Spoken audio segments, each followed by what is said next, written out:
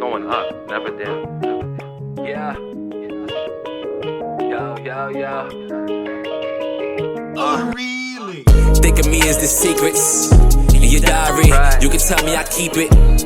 Rely on me, keep it player even if it hurts. Don't lie to me, keep it player even if it hurts.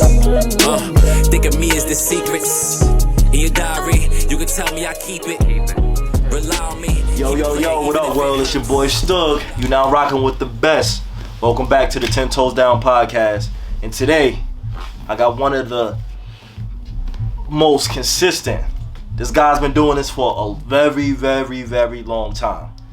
Queen's own, Inatra. What up, man? What's good? How you, man? Great, Yo, what's up? Yo, first of all, take your cool off, bro. Like, this nigga, yo, you ain't gotta be like that with me, bro. You nigga trying to keep the smooth going. Yo, chill out, bro. It's all good. We gonna have some fun, Nigga bro. say to me all the time, he call about, yo, bro, why you talking to me Nah, like for this? real, why you do that? That's just who I am. Where you get that shit from? I have no idea. You always kind of been that way, to be honest. just Like, who I I can't am. front that. And now that I think about it, I never really seen you get like boisterous and not like that. You just like even kill. I don't get angry. You don't get angry. Nah. Don't lie, but that's why we'll touch on that because niggas say anything when the camera's on. Niggas, everybody gets angry, bro. I'm sure. Nah, you right. I'm sure. You right. So what's up, man? How's everything? Everything's great, man. Good. Life is great. Life is good. I mean, family's good. We That's what's healthy. up. Blessings, I mean, blessings. living, progressing. How you? So I'm good, man. No complaints, man. Same here. 2022. A lot to look forward to. I got a couple things up my sleeve, and I'm just planning to see it through. So as long as everything goes the way that it should, then I should see some progression at the end of this year. That's so what's up.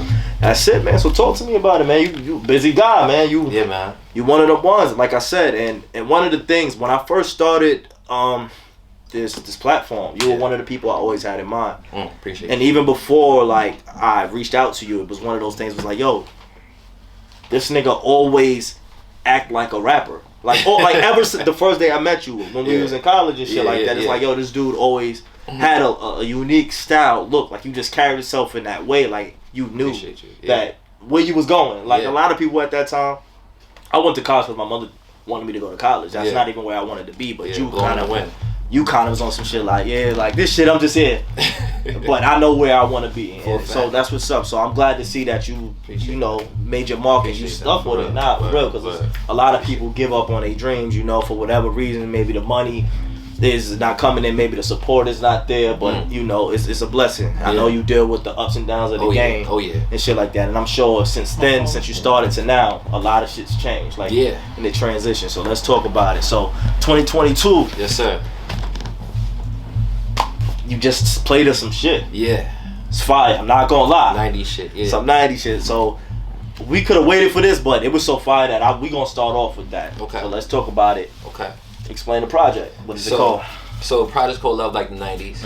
It's Valentine's Day inspired, 90s inspired, R&B 90s to be specific. Okay. And what really started it was my real life, to be quite honest. Like I went through, I had a very quick relationship.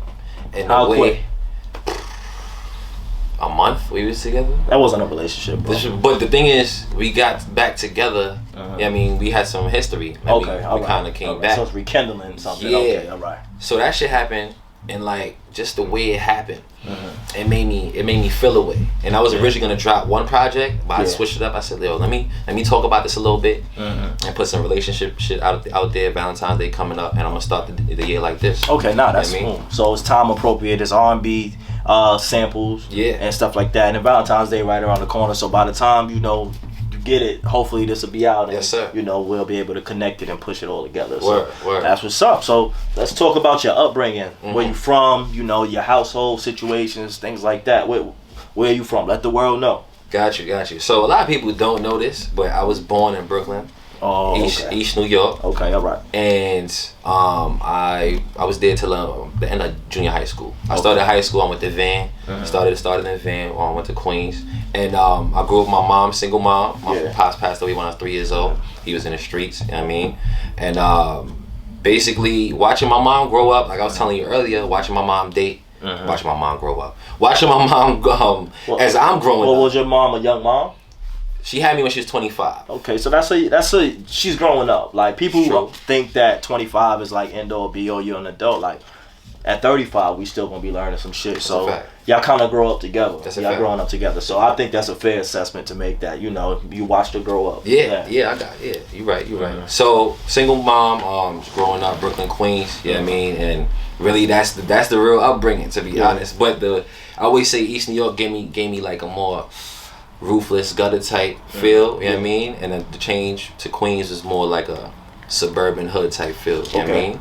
So I really got two sides while growing up, of like as far as personality wise and friend wise and shit like that, influences. So which do you prefer, Brooklyn to Queens? Like as far as living, like looking back at it, do you think that you could have sustained living in Brooklyn like through the rest of your adolescence? I always tell niggas, if I stayed in East New York, I grew up in East New York, I'll be a whole different person. Okay. I would not be this guy in front of you. I'll be, I wouldn't be something that I would like. Okay. You know what I mean? So what did Queens bring out of you? Queens brought more of a thought process to my actions. Cause it was a little slower as far as the things around me. You know what I mean? Everything in Brooklyn, everything was right there and everything was in my face. Accessible for you. Yeah, in Queens I had to really take a step back. For one, I didn't really know nobody to begin with. And another thing is the whole setup is just a little different. You know what I mean? So yeah. So just basically like the environment kind of shit like made you look at things a little bit differently. For sure. Okay. For sure. So how was the transition then from being in Brooklyn to now being in Queens? Like explain that. Did you have any trouble with adjusting to it?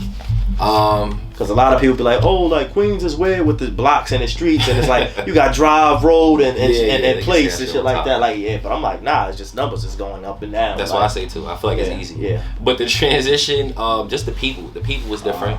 That was the biggest thing, and getting new friends. Going to different schools, shit like that. Okay. When you growing up, getting new friends is a big thing. So it wasn't a really bad transition. You went to one of the the best school. Well, I ain't gonna say the best. I'm about to say what? No. But I mean the best. I mean y'all had the joints in Van. Oh, socially. Yeah. Absolutely. Van had it. Yeah. I'm not going front. Like I was one of those people that didn't go to Van, that heard about Van, that always had crushes on chicks in Van. So you kind of went from Brooklyn and went like straight to it. Like Pop page apparently started with us. Niggas thought I started that shit. Like, you remember that shit? How you get caught up in the pop page? Like how do they start with you with the pop page? Because that's wild. So me and my son Rel, we made a song, "A Freaky Girl," Gucci Man. Okay.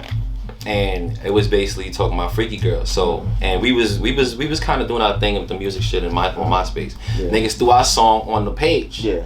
So we started getting approached in the school, like, yo, y'all song is on here, y'all started this. So that's how the whole shit went. Now I remember that shit. What was it called? Like Pops on Blast. Pops on Blast. Yeah, nah, that's wild times. I forgot all about that. You took me down memory lane with that shit. That's crazy. Man. Yeah, I wasn't really big on social media back then. Like I was never like a MySpace, Skonex, none of that shit. It was just weird to me. I was heavy on all that. Yeah, and I mean, like I said, like, and it shows that you just was thinking about shit a little differently. To even be putting your music on MySpace back then, a lot of people didn't even know where to go to make music and like have a direction with it. So I mean, it's just a testament to how your brain works. You appreciate feel me? That word. Word. So now your upbringing in Queens, what was the household like?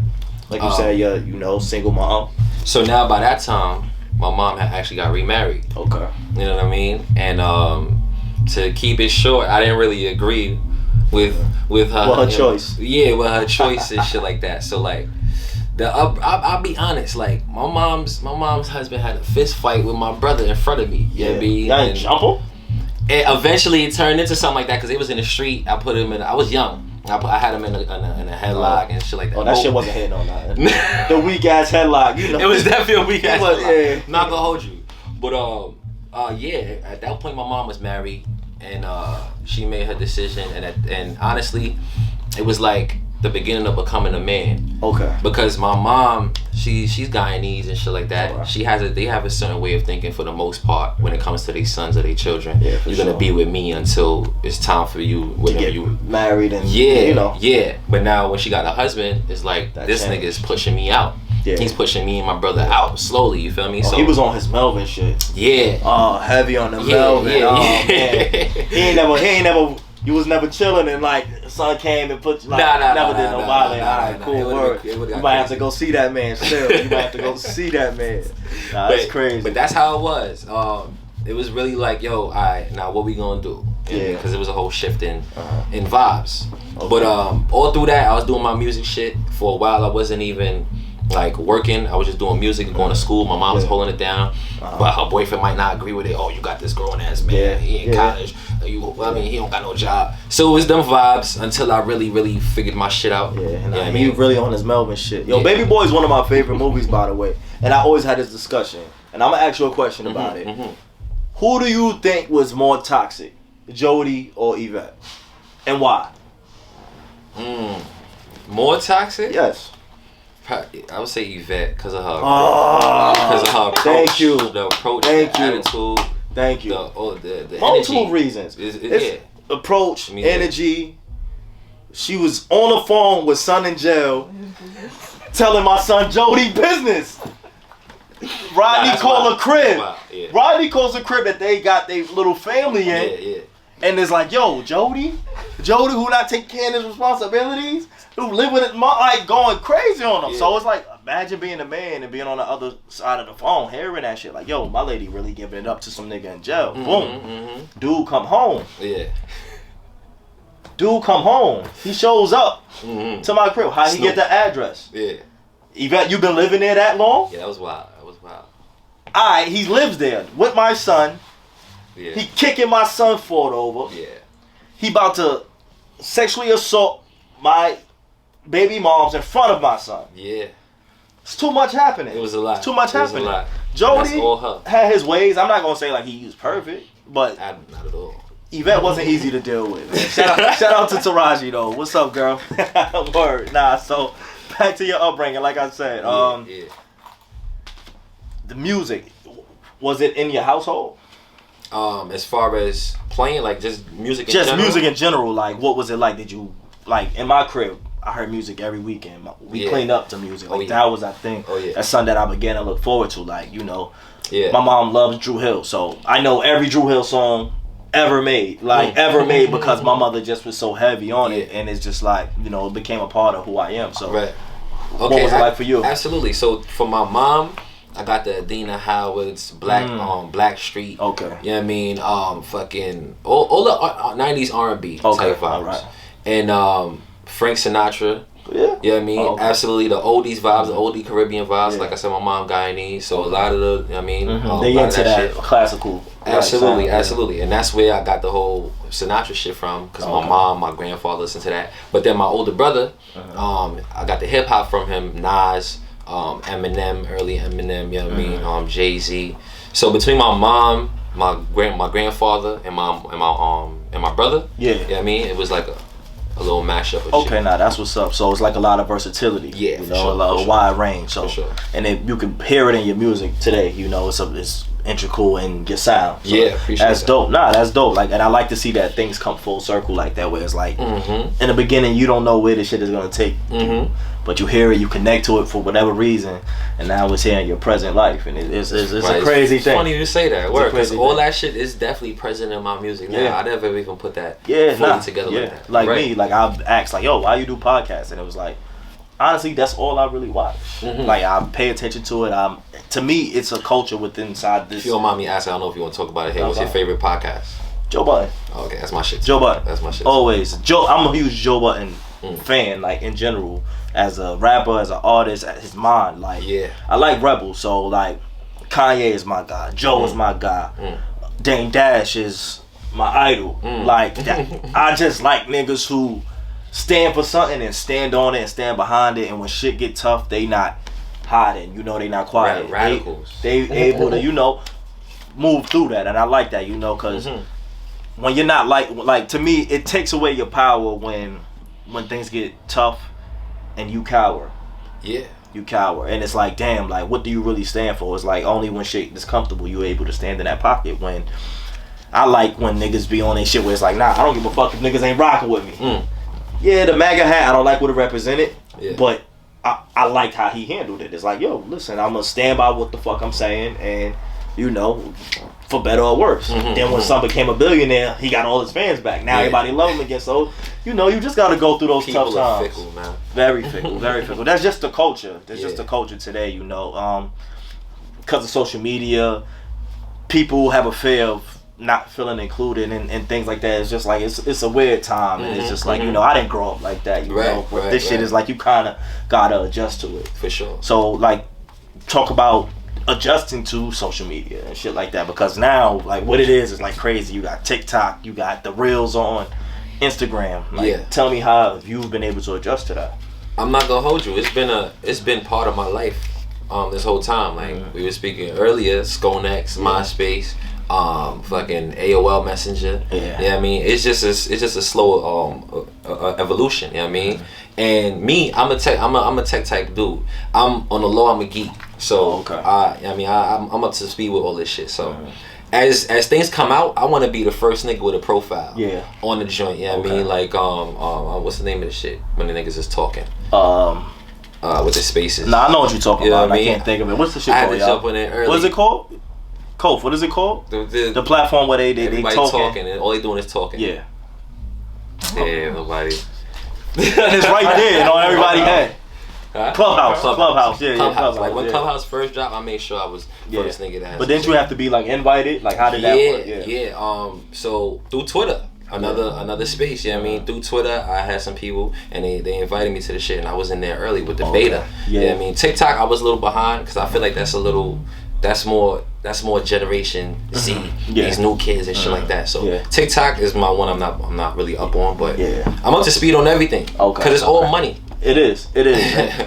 When you begin to look at it like that, then it makes sense. Like me, I'm like I like to be around people. Like I'm a person that you need to feel my energy. So social media has never been like my strong point. Like I kind of hate dealing with it, but I also understand that you have to. Like, you the most light skinned, dark skinned nigga on social media, bro. Why? I be looking at your shit, bro. I thought, people tell me I look at myself a lot, not be in the mirror, bro. Yeah. This nigga in every mirror, every cut. You in the car, you. Yo.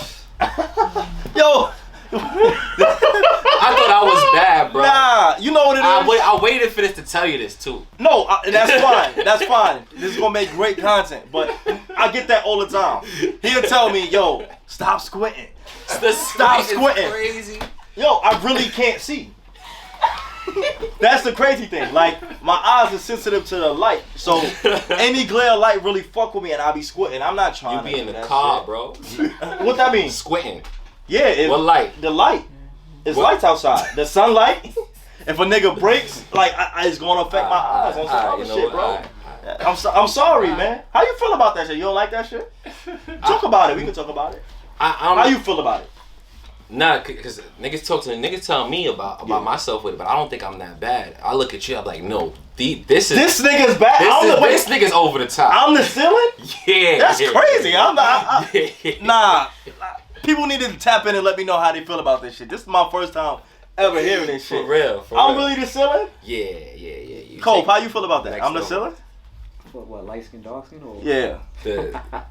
No, for real. Everybody, I need your honest opinion. Yeah, you a light skin nigga. No, for real. You say that, like you see my shit and say that. Nah, I can see where it goes. No, do you say that when you see that? Do you be like, yo, this nigga's over the top? Nah, but I can see it. Ali, he sold me. Now that he said it. See, that's not real. Don't do that. Don't jump on the bandwagon. It's not real. He said it. It might, because you posted some shit last night when you was in the car. You was at the barbershop. So now when he said it, I put the pieces together. Y'all nigga. Get shit going on. Yo, Damo, how you feel about it? I agree with him. That's crazy. I see you every day. You never said nothing. Y'all niggas is fake. No, but I ain't gonna do that. I'm not gonna say nothing, but he said it's true. I'm not even gonna ask this nigga Chris, man. This nigga, I already know where he stand with that shit. If everybody is I guess it's real. It's real. I'm sorry. Damn, I tone it down. Damn. Nah, do your thing. Maybe your audience like it. I mean, maybe. Damn. So you don't like bad bitches then? What you mean? Cause a bad bitch, no. What I'm saying is, I'm not calling myself a bad bitch. Okay, what I'm saying is, you are. No, pause. Pause that. That was crazy. But the niggas know what I mean. You just gotta. As long as you pause it, it's fine. It's fine. So like I said, so how would you feel about your girl? Like, does she have to tone it down? Like, would you think that she has to be like, yo, no, you comfortable with that shit? It's like if she. Get your shit off. So your girl got a fatty. Bring light every. If your girl got a fatty. Okay. and every picture is. You know, showing. I hate that shit. I can hold you. So what you gonna tell her? Tony, like you don't got to show your ass in every picture. You know what I mean? You got a beautiful. Oh, you don't face. accept me for me? What you mean? You got there's a lot of you. you. There's a lot of you. You only show one aspect of it most of the time. But that's what she's comfortable with. If that's what you're comfortable with, then fine. I'm gonna have the conversation though. Yeah. I'm not gonna take her away from being her. Damn. No, I'm gonna have a conversation. But sometimes that come with the territory, you know. It's just like when you dating a bad chick, it's like, you know what I mean, you gotta. I mean, but of course it should be boundaries. Of course, like things that you speak about, you be like, nah, babe, you like, you know, we not doing that. Right. We not doing that. Right. But I understand, but I just had to ask you that question and talk about it and shit like that. So back to the music. Talk about the first time when you knew, like, this is all or nothing. I'm going all in with my music. Alright, the first point was when I was going to Nassau. After I left Queensboro, I was going to Nassau and I had a show in Philly. Okay. And the same day as the show was a final in school. And I basically missed the final. Okay. And I went and did the show. So I failed that class and failed the semester. So I'm like, I'm wasting my own time, my mom's time, money, and shit like that. That was the first real big moment. I'm like, yo, music is it. But then when I started to make certain songs and to see the reaction of people, or when I made it on Sway in the Morning, or when I was on Hot 97, Who's Next, you know what I mean, or BT Jams, those are other different moments where it's like a new fire was lit, you know what I mean? It's like, oh shit, not only do I believe and the people around me believe, but the masses believe, you know what I mean? So there's multiple times where I've gotten that same feeling. Sure. Now, so the Sway in the Morning, like, I watched that shit. Yeah. Nervous as fuck. Very impressive. No. You seem nervous, but you handled your business. Very impressive. I actually want to pull this shit up because the beat that they gave you was like a little weird. Like, it was like you had to find that pocket. So there's a story behind it. Actually. You found, like, you was in that pocket though. And I'm like, nah, you did your motherfucking thing. So now, talk about after that moment, like, you was nervous going into it, but after it was done, like, what did it do for your confidence? Got you. But let me start with that beat. Oh, all right, go ahead. We was in the lobby in Sirius XM. We was in the lobby and we chilling. The producer came out there. Yeah. Boy Wonder, Son Wonder. He came out there. He's like, yo, I'm putting the beats together.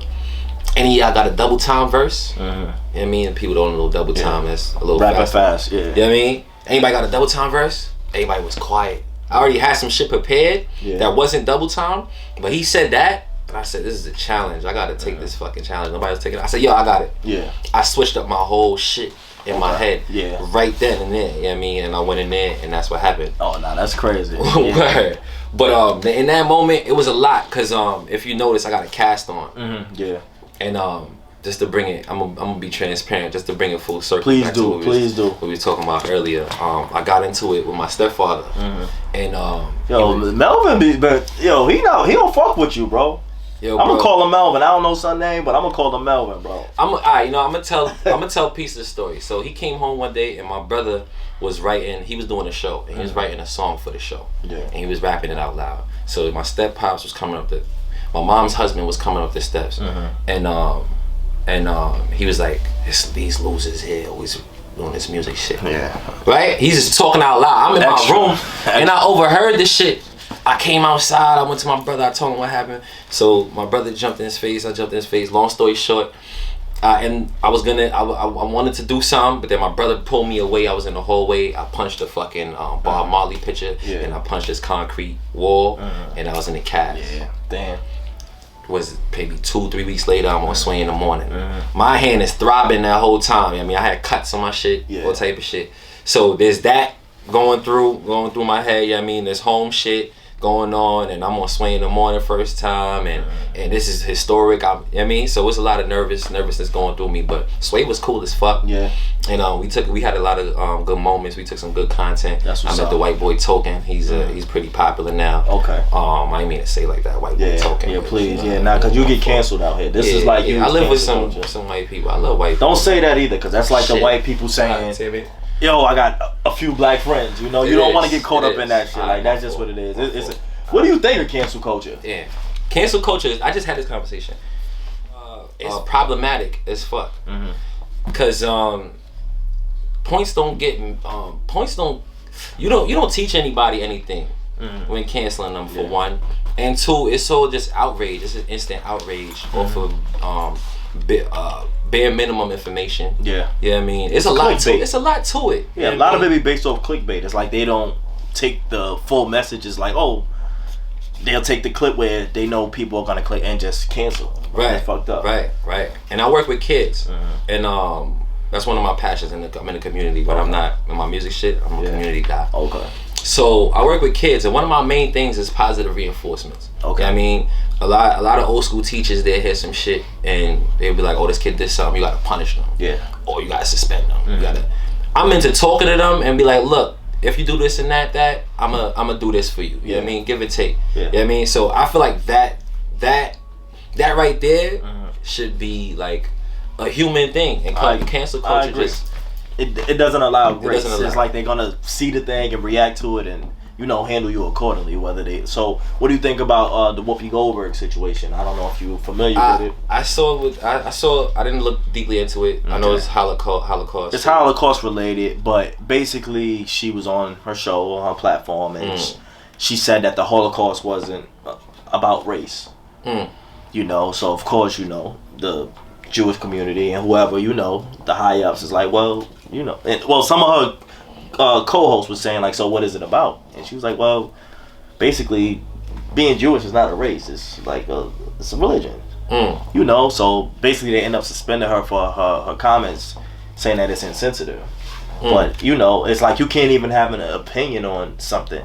But the same thing is like, well, I ain't gonna say the same thing, but the weird thing is, had she been talking about black people, it would have been okay. It would have been okay. She wouldn't have been suspended. Yeah. It's like it's weird, and I just wish us as a people come together and hold people accountable for how they handle our culture. Yeah. That's something that we don't do, and I wish we would get better at. Right.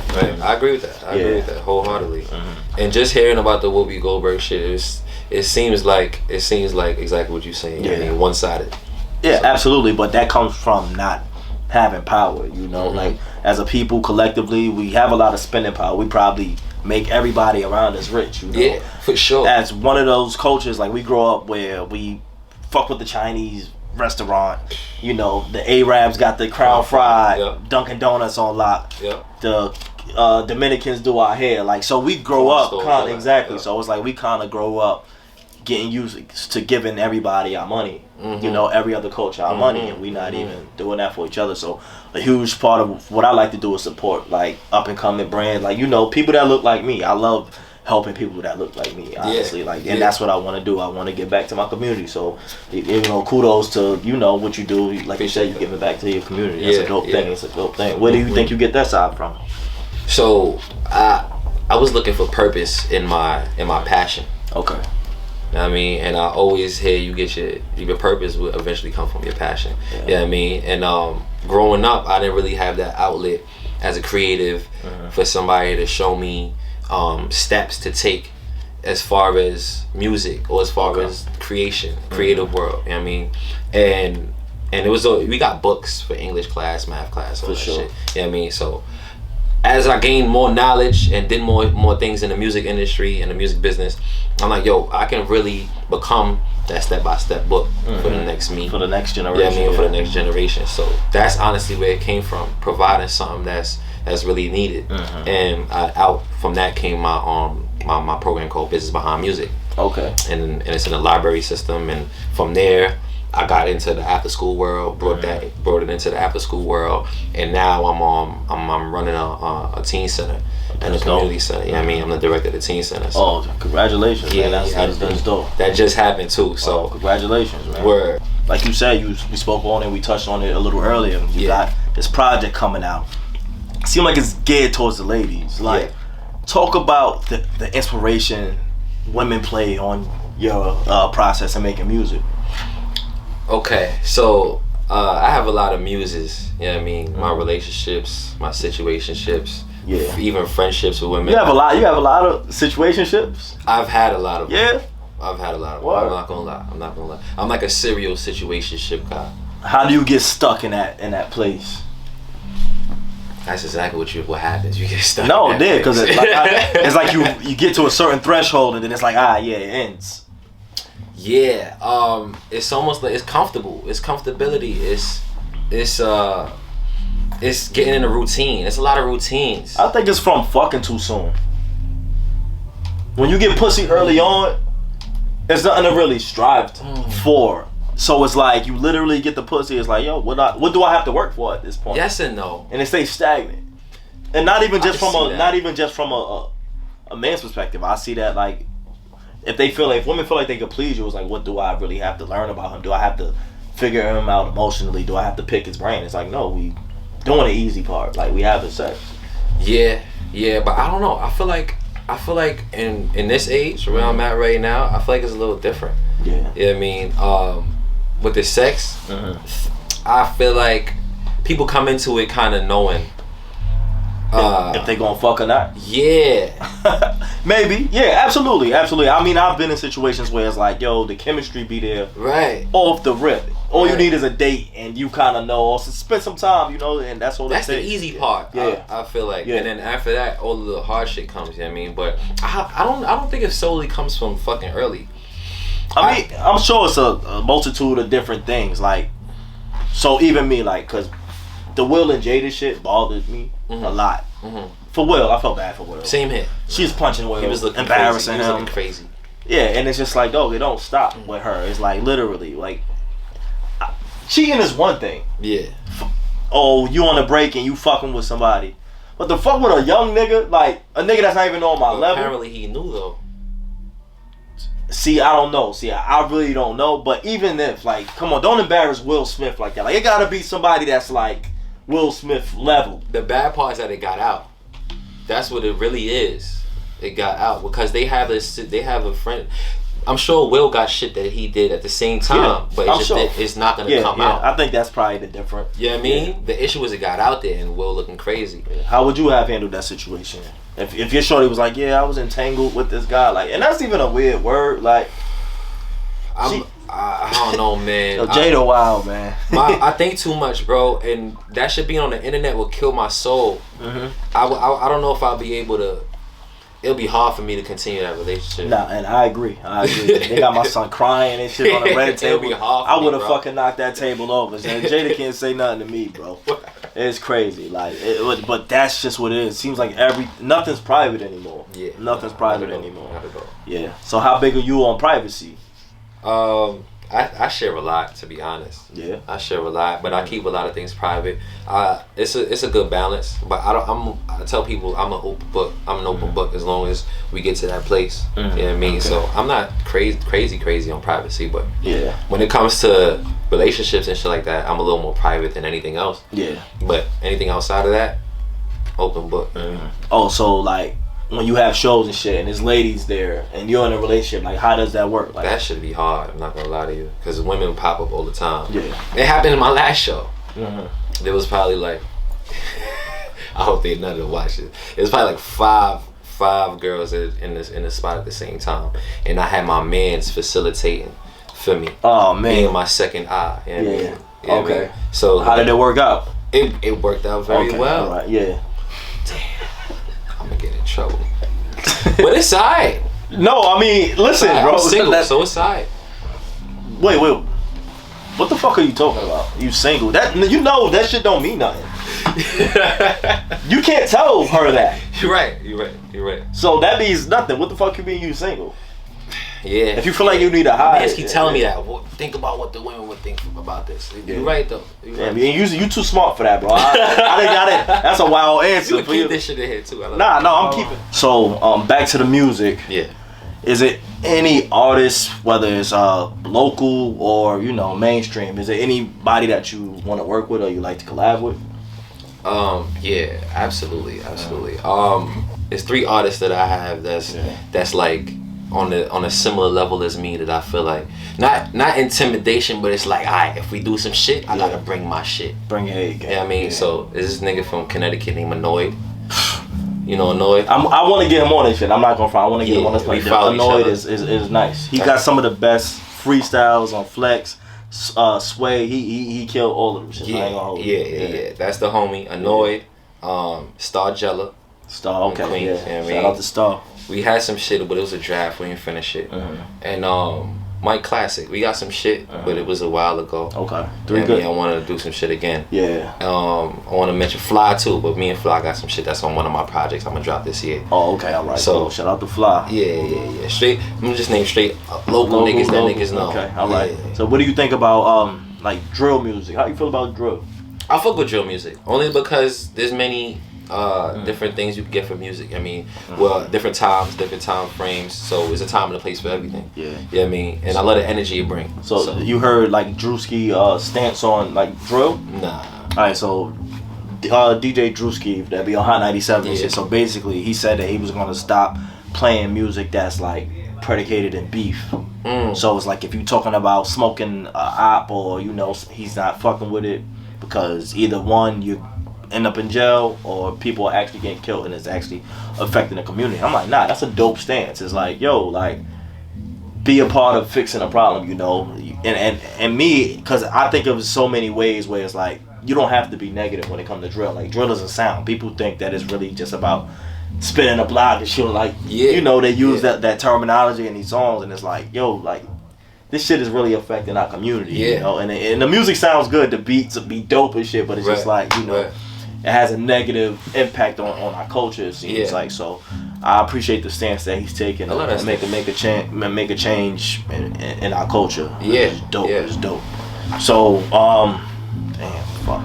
I love that stance though, cause one of my mans, when K Flock from Bronx and all that, he was heavy in the group chat. K Flock, this and that going on in the Bronx. But then once K Flock got locked up, he's like, look at this young dickhead. Yeah. I'm like, you was just But that's what it is, I mean, So it's like a double-edged sword. It's like literally like people gonna love you when it's hot and then dish you for the same reason why they loved you in the first place. So shit is weird, and we all experience that shit. I'm sure. Like for me, people be like, "Oh, you passionate." So I argue a lot, but people love that about me. But then when it's like I'm going towards them, it's like, oh, you always want to argue. Like then it changes. It's like, nigga, which one is it, bro? Pick a side and stay there. You know?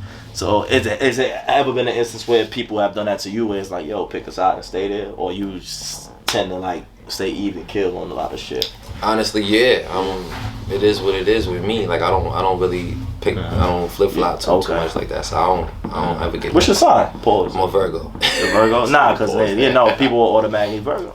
Now Virgos is from my experience with Virgos, they good people, deep thinkers.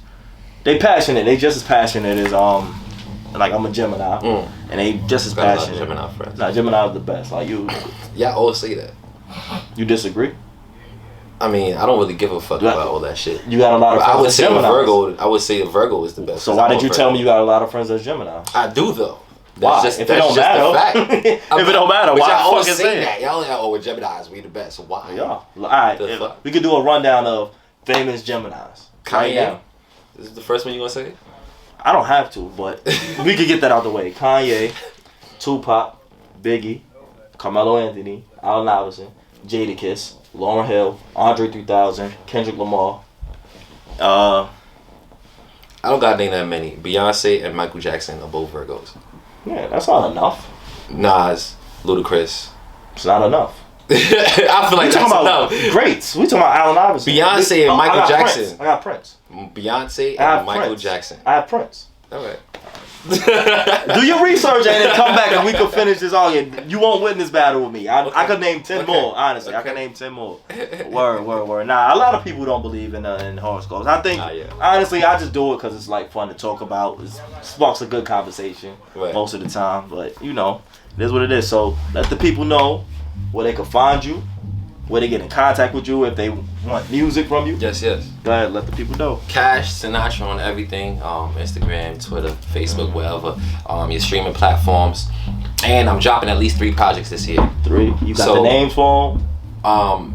This is Love Like the 90's. Another one is Maybe It's Me. Okay. I don't know what the other one is gonna be, but at least 3, so it's potentially more. Alright, so I have this thing that I just started, and it's called a GTD playlist. Okay. I heard the verse in one of your songs, and it was just like, oh nah, it definitely gotta bring. So tell me a song that I can add to the GTD playlist. It's only one song on there right now from a previous podcast that I've done. But I want this to be like every person that comes and sit on my platform, they add a song to it. Yeah. So you gotta make it good. I'm gonna give you 2 choices. Okay. If both of them trash, I'm dubbing it. If one of them's good, I'm keeping it. But you know what GTD is. Yeah. Tell me your GTD song. So I'm not gonna lie. I have a whole project, Party Next Door. I think it's Party 3. A song called SLS. Okay. Party Next Door, SLS. All right. It's a go-to for sure. Okay. And the second one, I'm gonna say,